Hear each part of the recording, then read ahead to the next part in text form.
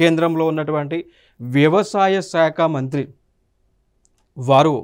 So కేంద్ర వ్యవసాయ రైతు సంక్షేమ శాఖ మంత్రి గారు శివరాజ్ సింగ్ చౌహాన్ గారు వీరి యొక్క స్కీమ్ని వారు లాంచ్ చేయడం జరిగింది. ఆ స్కీమే వికసిత్ కృషి और సంకల్ప్ అభియాన్ అనేటువంటి ఒక స్కీమ్ని వారు లాంచ్ చేయడం జరిగింది. క్లియర్ కదా.